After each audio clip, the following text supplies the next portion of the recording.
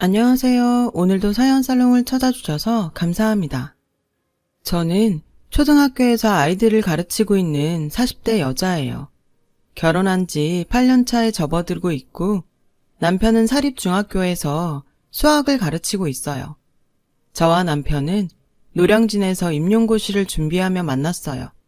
그때의 인연이 부부의 인연으로 이어졌고 저는 남편의 바르고 교사로서 아이들을 좋아하는 모습에 호감을 갖게 됐죠. 저는 사실 보람보다는 안정적인 직업으로 교사직을 택한 케이스였거든요. 그런 저에게 남편은 같은 교사로서 좋은 자극을 주는 존재예요. 그런 저지만 저에게는 정말 특별한 제자가 한 명, 아니 한 분 계세요. 바로 저희 시어머니신데요. 이번 기회에 저희 시어머니 자랑을 좀 하고 싶어서 이렇게 사연글을 보내게 되었어요. 결혼 전 남편의 집은 가부장적인 분위기와 남편의 위로 누나가 3명이나 있다는 점을 빼고는 마음에 걸리는 부분이 없었어요. 지금 생각하면 저도 경험이 없다 보니 깊이 생각하지 않은 것 같아요. 남편은 시어머님이 30살에 낳은 막둥이에요. 누나들은 그런 남편을 마치 자기 아들처럼 생각했고 집안의 장손이라며 뭐든 남편을 1순위로 생각했어요. 문제는 바로 제가 신혼여행을 다녀온 날 저녁부터 시작됐어요. 저녁때가 다 돼서 시댁에 도착한 저는 거실에 차려놓은 음식상을 보고 조금 이상하다고 생각했어요. 거실에 밥상이 2개 놓여 있었는데 크기가 한눈에 봐도 차이가 났거든요. 그리고 그 밥상 크기만큼 상차림도 차이가 나는 것 같았어요. 저는 조금 이상하다고 생각했지만 별 생각 없이 남편을 따라 큰 상 옆에 자리를 잡고 앉았는데 글쎄 저에게 시아버지는 어허, 여자는 저쪽! 하며 저에게 손으로 작은 상으로 가라고 손가락질을 하시는 게 아니겠어요? 저는 당황해서 눈만 깜빡깜빡했어요. 그러자 남편의 누나들이 저에게 오라며 손짓을 했고 저는 황당하고 어이가 없었지만 신혼여행 다녀온 지 얼마 안 된 탓에 문제 삼지 말자고 생각하며 작은 상으로 갔어요. 그렇게 형님들의 남편들과 시아버지 그리고 저희 남편은 큰 상에 저와 형님들 그리고 시어머니는 작은 상에 앉아 식사를 시작했어요. 그런데 식사를 막 시작하려고 할 무렵 어이, 동치미 없나? 어이, 이것 좀 더 가져와. 어이! 시아버지는 계속해서 자신의 부인인 시어머니를 어이라고 부르며 이것저것을 시키셨어요. 저는 보다 못해 시어머니를 돕기 위해 일어났고 그런 저에게 시아버지는 거기 숭늉 좀 가져와 라고 너무나도 자연스럽게 저를 거기라고 부르시지 뭐예요. 아무리 제가 아랫사람이지만 사람을 그렇게 종부리듯 어이, 거기 라고 부르다니 저는 이건 아니다 싶었어요. 그런데 제가 더 참지 못하는 상황은 그 다음에 일어났어요.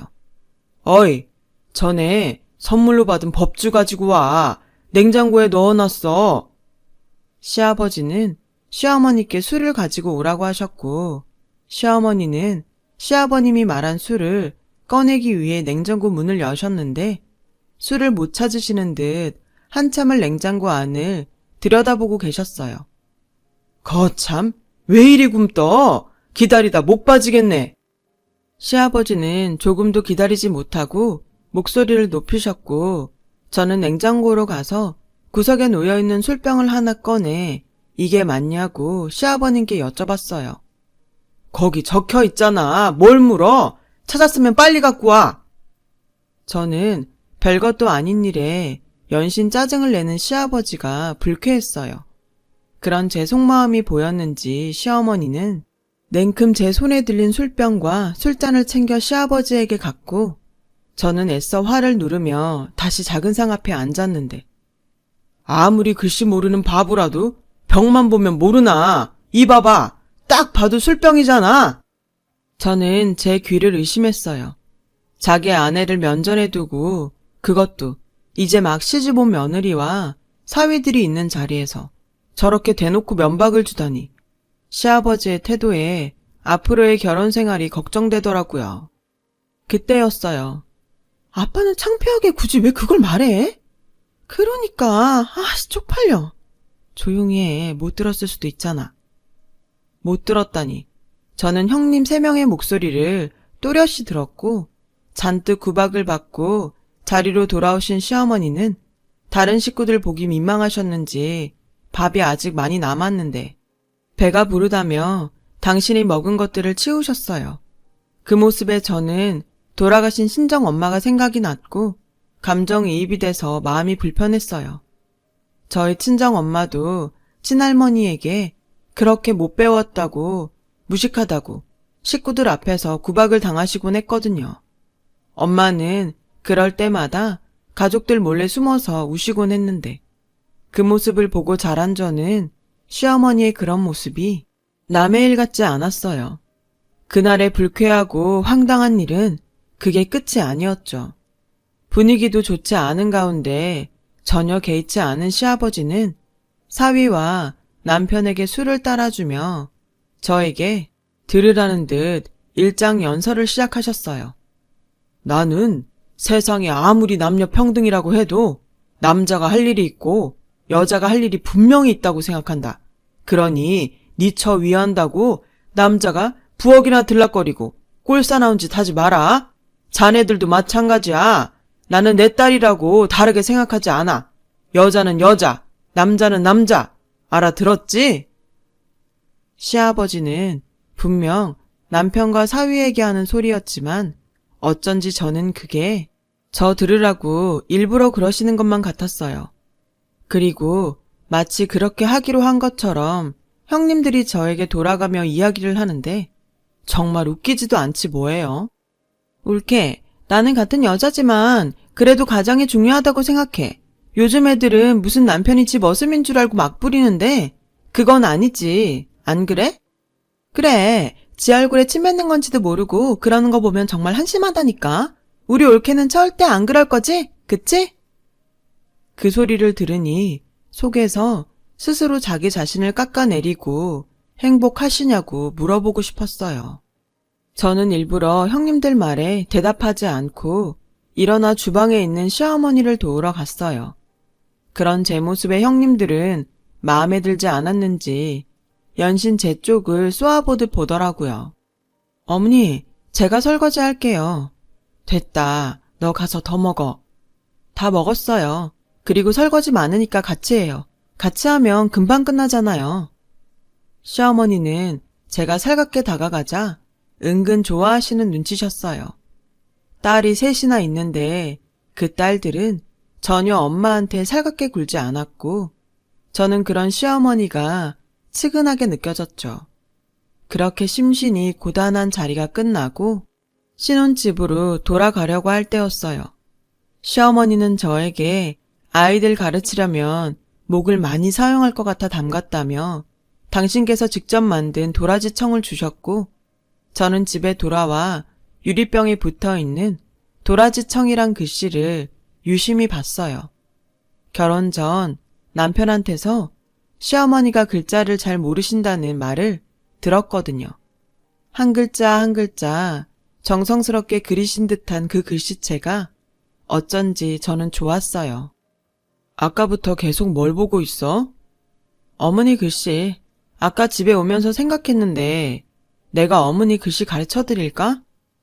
나도 전에 한번 그래볼까 하고 시도했었는데 엄마가 평생 공부를 안 해보셔서 어려워하시더라고. 당신 보기도 그렇고 나 보기에도 민망해 하시고. 남편 말에 조금 고민이 됐어요. 제가 한글을 가르쳐드린다고 하면 기분이 좋으실 것 같지 않았거든요. 주변의 동료 교사들도 괜히 좋은 마음으로 시작했다가 고부간에 상처만 줄 수 있으니 하지 않는 게 좋을 것 같다고 했어요. 그래서 괜히 긁어 부스럼 만들지 말자는 마음으로 그 마음을 접었어요. 그렇게 1년의 시간이 흘렀어요. 저는 임신을 했고 입덧이 끝나 좀 나아지려고 하는 시점에 무슨 이유에서인지 조상기가 있어 병원에 입원하게 되었어요. 친정엄마가 안 계시는 저에게 시어머니는 당신이 병원에서 제 간호를 도맡아 하시겠다고 하셨어요. 저는 너무 감사했는데 뜻밖의 예상하지 않은 일이 벌어졌어요. 박미영 사모님 보호자분, 이거 하나만 작성해 주세요. 라며 간호사 한 분이 저희 시어머니에게 서류 한 장을 건네셨고 그 순간 저희 시어머니는 당황한 기색이 역력했어요. 저는 재빨리 제가 적겠다고 달라고 말하려고 했는데 소식을 듣고 큰형님이 병실로 왔고 시어머니는 마치 구세주를 만난 것처럼 큰형님에게 네가 이거 좀 써라 라고 서류를 냉큼 넘기셨어요.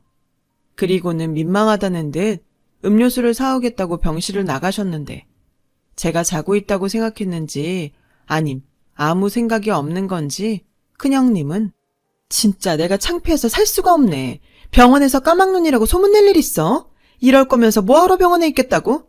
무식하면 용감하다더니 하고 서슴없이 말했고 시어머니는 지갑을 두고 갔다며 들어와서 그 이야기를 다 듣고 말았어요.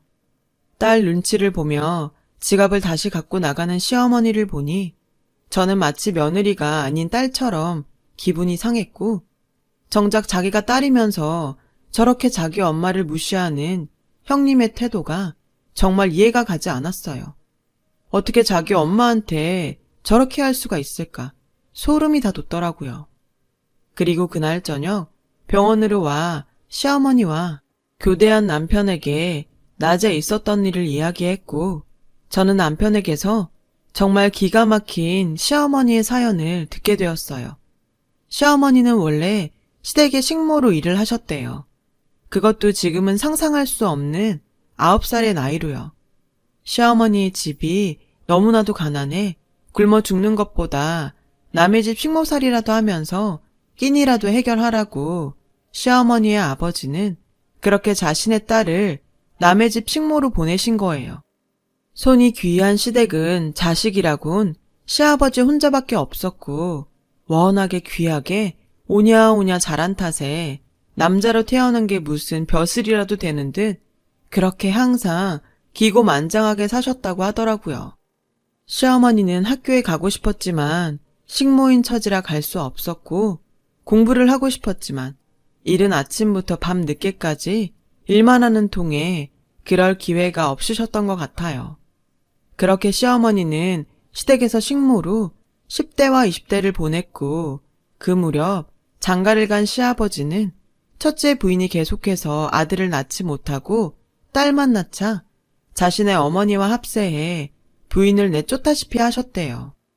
그리고 시아버지는 돈을 벌어 오겠다며 사우디로 떠나셨고 한순간에 양쪽 부모가 모두 사라진 형님 셋을 시어머니는 거의 자기 자식처럼 무려 10년 동안 돌보셨다는데 사우디에서 제법 돈을 벌어오신 시아버지는 훌쩍 큰 딸과 그런 딸을 돌본 시어머니를 보고 마음이 동했나 봐요.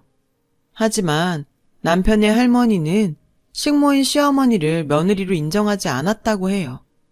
시어머니의 머리를 가위로 죄다 잘라버리시며 결혼을 열렬히 반대했지만 그 난리통에도 시어머니는 남편을 임신해 낳았다는데 나온 아이가 아들이자 할머니는 어쩔 수 없이 울며 겨자 먹기로 결혼을 시키신 거죠.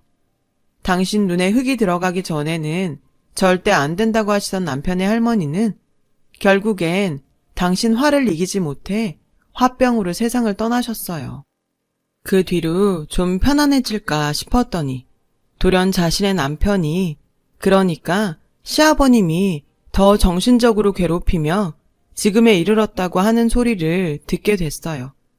요즘 같은 세상에선 도저히 있을 수 없는 이야기에 저는 시어머니의 인생이 너무 가여워서 눈물이 나오더라고요. 그래서 다음날 병실로 온 시어머니의 손을 꼭 잡고 간밤에 결심한 이야기를 꺼냈어요. 어머니, 저 부탁이 하나 있어요. 그래, 뭐든 말해봐. 뭔데? 저랑 같이 글자 공부해 주시면 안 돼요? 뭐? 무슨 뚱딴지 같은 소리야. 저 기훈 씨한테 다 들었어요. 저 정말 아버님도 그렇고 형님들도 그렇고 어머니 무시하는 거 더는 보기 싫어요. 걔가 괜한 소리를 다 했구나. 하루 이틀도 아니고 그리고 내 나이가 몇인데 됐다. 그러지 말고요 어머니 해요. 네? 내가 이건 정말 처음 하는 소린데 나도 해보려고 했어. 근데 머리가 굳어서 안 되는 걸 어쩌냐. 내가 평생 공부라는 걸 해봤어야지. 어머니, 그래서 선생님이 있는 거예요. 이렇게 선생 며느리가 있는데 뭐가 걱정이세요? 제가 아주 쉽게 가르쳐 드릴 테니까 어머니 우리 해봐요. 네? 아유 됐어. 이 나이 먹고 창피하게 무슨 글 공부야. 어머니는 한사코 됐다고 거절하셨어요. 하지만 끝내 제 부탁에 딱 한 달만 해보시기로 약속을 하게 되었어요. 저는 병원에 있는 동안 거의 시어머니와 1대1로부터 자음 모음을 익히고 낱말과 문장을 만들며 공부했어요. 제가 퇴원을 하고 나서도 늘 저희 집에 오셔서 1시간에서 2시간은 저와 공부를 계속하셨고 그렇게 약속한 한 달이 지나자 어머니는 간단한 글씨를 읽고 쓰실 수 있게 되더라고요. 어머, 진짜 신통방통하다. 그동안 모르고 지나갔던 간판 글씨가 정말 거짓말처럼 읽히는 거야. 마치 안 보이던 게 보이는 것 같은 기분이 드는 게. 그래서 사람들이 글씨 모르면 까막눈이라고 하는가 보다. 그거 봐요, 어머니. 이렇게 금방 하실 수 있잖아요. 우리 어머니 가만 보니까 머리도 엄청 좋으셔. 여기서 더 열심히 하면 글씨는 뭐 다 읽고 쓰시겠는데요? 정말? 네가 보기에 나 정말 할 수 있을까? 당연하죠, 어머니. 어머니 같은 머리면 검정고시 공부도 거뜬히 하실 수 있어요. 검정고시? 그 졸업장 같은 시험? 네, 요즘은 검정고시로 고등학교 졸업과정까지 다 할 수 있어요. 학교를 다니지 못해 늘 한이었던 시어머니는 제가 말한 검정고시라는 말에 가슴이 뛰는 것 같다고 하셨어요. 예전엔 그저 남들처럼 글만 좀 읽고 쓰면 좋겠다고 생각했는데 학력을 가질 수 있다는 말에 시어머니의 눈가의 주름 옆으로 초롱초롱한 눈빛이 보였어요. 그 후 저희 시어머니는 처음으로 공부다운 공부를 시작하셨어요. 그리고 공부에 완전히 빠지셨고 어릴 때 배우고 싶었지만 못 배운 서름을 폭발하듯 밤이면 돋보기를 끼시고 눈이 빠지게 검정고시 공부를 하셨죠. 그 사실은 시어머니의 부탁으로 시아버지와 형님들에게 비밀로 하셨는데 그 이유는 설명하지 않으셔도 대충 알 것 같아 여쭤보지 않았어요. 그렇게 저는 출산을, 시어머니는 검정고시를 치렀고 저는 처음 겪는 출산의 고통에 그리고 무사히 아이를 낳았다는 안도감에 엉엉 울고 시어머니는 난생 처음 시험에서 합격을 하셔서 서로 껴안고 엉엉 울었어요. 서로 잘했다, 장하다 하면서요. 시아버지와 형님 셋은 이게 다 무슨 광경인가 싶어서 어리둥절한 눈치셨죠. 시아버님은 제가 낳은 아기가 아들이라는 것에 기뻐하시며 저에게 처음으로 100만 원이라는 용돈을 손에 쥐어주시더군요. 그러면서 네가 둘째도 한씨 집안 아들을 낳으면 내가 그땐 너한테 500만 원 주마. 이러시는 거예요. 이게 지금 갓 출산한 며느리에게 할 소린가요? 저는 그날 이후 뭐 아니면 도다 하는 심정으로 이 뿌리부터 썩은 한씨 집안을 완전히 바꿔놓기로 마음 먹었어요. 남편과 시어머니는 당연히 말렸지만 태어난 아이를 위해서라도 절대 포기할 수 없었어요. 요즘이 어떤 세상인데 남녀 차별을 가족끼리 하면서 산답니까? 아이의 3-7일이 지나는 날, 그날은 모처럼 시댁의 식구들이 다 모여서 식사를 하기로 한 날이었어요.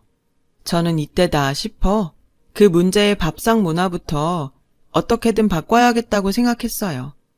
시아버지와 형님의 남편들, 그리고 저희 남편은 식사가 다 차려지기를 기다리며 각자 거실에서 시간을 보낼 때 저는 하루 전날 미리 사다 둔 더 큰 상을 펼쳐 더 푸짐한 상을 차렸어요.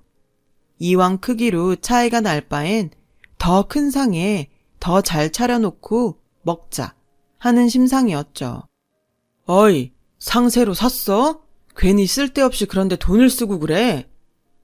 아버님, 이거 저희들 상이에요. 매번 좁은 상에서 먹는 게 불편해서 제가 큰 거로 샀어요. 뭐? 아무리 그래도 그렇지. 남자 상보다 더 큰 상을 사면 어떡해? 됐고, 어이, 상 바꿔. 싫어요. 이거 제가 여기서 먹으려고 일부러 산 거예요. 어디 며느리가 시아버지 앞에서 싫다는 소리를 해? 저도 사람인데 싫고 좋고가 있죠. 아버님도 싫은 건 싫다고 하시잖아요. 아니면 이상으로 다 같이 드시는 건 어때요? 충분할 것 같은데. 어디서 남녀가 겸상을? 됐다. 난 밥 안 먹을 테니 니들끼리 알아서 해라. 시아버지는 얼굴이 빨갛게 달아올라서는 방으로 들어가셨어요. 그 모습에 형님 셋은 일제히 저를 쏘아보며 원망 섞인 말을 해대는 거 있죠. 울케, 왜 괜한 짓을 해서 집안 분위기를 흐려놔? 나는 작은 상에 먹어도 상관없어. 학교 선생이라 돼서는 어른들한테 그렇게 하라고 배웠어? 형님들은 그렇게 말하곤 자기네들도 밥을 먹지 않겠다며 소파로 가서 앉았어요. 저는 속으로 자기들은 집에서 남편 밥상 자기 밥상 따로 차려 먹나? 왜 여기에서만 유독 그런 걸 고집하는 거야? 라고 생각하며 아랑곳하지 않고 상을 차렸죠. 그때였어요. 방에 들어가신 시아버님이 자기 분을 못 이겨 나오셔서 제가 사온 상을 엎으셨어요. 이게 다 당신이 무식해서 그런 거야. 아무리 선생님은 뭐해? 시어머니가 까막눈에 눈치도 없어서 가르치질 못하는데. 어찌나 소리를 빽빽 지르시던지 저희 아이는 자다가 깨서 놀라 울음을 터뜨렸고 저는 계속해서 폭력적인 말을 쏟아내는 시아버지를 오늘은 도저히 참을 수 없어 한 소리 하려고 했어요. 그 찰나에 시어머니는 당신이 차리던 상을 시아버지처럼 똑같이 엎어버리시더라고요. 이 사람이 돌았나? 왜? 엎으려면 똑같이 엎어야지. 왜 그 상만 엎어요? 안 먹는다고 했으니 상관없겠네 뭐. 뭐야, 이 무식한 여편네가? 나 당신이랑 더는 안 살래요. 우리 이혼해요. 뭐? 이혼? 웃기지도 않아. 그래, 이혼 서류 갖다 주면 쓸 수는 있어? 어디 까막눈 주제에 데리고 살아주면 고마운 줄 알아야지. 이혼? 이혼 같은 소리 하네. 시어머니는 비아냥거리는 시아버지에게 싱크대 서랍에서 정말로 이혼 서류를 가지고 나오셨어요. 그리고 보란듯이 그 자리에서 자기 몫의 빈칸을 채워 나가시는데 그 모습을 본 시아버지와 형님들은 깜짝 놀라 입을 다물지 못했어요. 그리고 정신을 차린 시아버지는 시어머니가 쓰고 있는 이혼 서류를 빼서 들고 종이를 푹푹 찢으셨는데 이럴 줄 알았다는 듯 방에 들어가시더니 뭔가 보자기에 쌓인 것을 가지고 나오셨어요. 이혼 서류가 한 뭉치 있더라고요. 시어머니는 한눈에도 많아 보이는 이혼 서류들에 연신 빈칸을 채워 나가셨어요. 반복적으로 종이를 찢어버리시는 시아버지와 계속해서 새로운 이혼 서류에 빈칸을 채우시는 시어머니. 시아버지는 이내 지쳐 그 자리에 털썩 주저앉으셨고 연신 꾹꾹 눌러 이혼 서류를 작성하는 시어머니를 황당한 얼굴로 쳐다보셨어요. 내가 정말 당신과 헤어지고 싶을 때마다 모아놓은 이혼 서류예요. 당신 말대로 내가 까막눈이어서 이거 하나를 못 썼어요. 이게 뭐라고. 나는 뭐 당신이 기라면 기고 당신이 죽으라면 죽으라고 하는 사람이에요? 어릴 때 식모로 들어왔으니 함부로 대해도 되는 거예요? 나도 이제 당신 같은 남편 필요 없어요. 그리고 니들, 나는 적어도 너희들을 진짜 내 딸로 생각했어. 그런데 니네들은 한 번도 날 진짜 엄마라고 생각하지 않더라. 지 아버지 따라 못된 것만 배워서 앞으로 니네들끼리 잘 먹고 잘 살아. 내가 이놈의 집구석 얼마나 잘 사나 두고 볼 거야. 민영아 가자. 그거 너 치울 거 없다. 여기 있는 이기적이고 무식한 것들이 치우겠지. 시어머니는 그 길로 짐을 싸서 집을 나오셨어요. 저야 당연히 시어머니 편이니 시어머니를 따라 나왔죠. 그 후 시어머니는 시아버지 보란 듯이 이혼 소송을 통해서 위자료까지 두둑히 챙기며 황혼 이혼에 성공하셨어요. 남편은 굳이 이혼까지 하셔야 하냐며 시어머니를 말렸지만 저는 시어머니의 선택을 지지했어요. 누군가는 집안에 며느리가 잘못 들어와 시부모님을 갈라서게 했다고 손가락질 할지도 모르지만 저는 시어머니가 자신의 행복을 위해 용기를 내신 것에 오히려 감동을 받았어요. 집을 나오신 시어머니는 저희 집에서 지내시며 저희 아이 육아도 도와주시고 다음 공부를 이어가셨어요. 힘드시니 천천히 하자고 해도 한사코 다음 과정을 패스해야 한다고 그 열의가 정말 말도 못했어요. 그 결과 시어머니는 3년 만에 목표하던 고등학교 과정을 모두 끝내셨어요. 중간에 불합격을 받은 날도 있었지만 시어머니는 끝까지 포기하지 않으셨고 마지막 검정고시에 합격하는 날 평생의 한을 풀었다고 제 손을 붙잡고 펑펑 우셨어요. 저도 덩달아 어찌나 울었던지 다음 날 출근해야 하는데 눈이 너무 빨개서 창피할 지경이었죠. 전 시어머니에게 늦지 않았으니 지금이라도 이루고 싶은 꿈을 꾸시라고 말했어요. 이왕 시작한 공부 대학까지 가셔도 되고 아니면 되고 싶은 직업에 도전하셔도 된다고 했더니 저희 어머니 하시는 말이 있잖아, 난 영어를 그렇게 배우고 싶더라. 외국에 나가서 거기 나라 사람들이랑 친구도 되고 싶고 혼자 막 자유롭게 여행하면서 글도 쓰고 싶어. 왜 요즘 블로그? 그런 거 있잖아. 저는 또다시 초롱초롱한 눈빛을 보이며 당신이 하고 싶은 것에 관해 이야기를 하는 시어머니를 보고 지지하지 않을 수 없었어요. 그래서 그 후로 저는 영어학원에 시어머니를 등록해 드렸고 그렇게 딱 1년을 공부하신 시어머니는 호주로 떠나셨어요. 제가 왜 하고 많은 나라 중에 호주냐고 물었더니 거기 캥거루가 정말 그렇게 주머니에 지 새끼를 넣고 뛰어다니는지 궁금해서 라고 하셨어요. 이유가 어쨌건 시어머니는 당신의 첫 번째 꿈을 위해 비행기에 오르셨고 남편과 저는 부디 건강만 하시고 연락 자주 주시라고 신신당부했어요. 지금 저희 시어머니는 여행 블로그를 잘 운영하시면서 아직도 긴 여행에서 돌아오지 않고 계세요. 블로그에 보면 꽤 팬이 많아요. 거기 사진이며 글솜씨까지 정말 이젠 제가 거꾸로 시어머니에게 컴퓨터 활용 능력을 배워야 할 판이에요. 저는 저희 시어머니를 보며 나이는 정말 숫자에 불과하구나. 꿈을 꾸는 사람이 이루는 거구나 하는 진리를 다시금 깨달아요. 아, 그리고 얼마 전 저희 시아버지는 가지고 계시던 당뇨와 고혈압, 고지혈증 등등의 지병으로 남은 재산을 털어 요양원에 자진해서 입소하셨어요.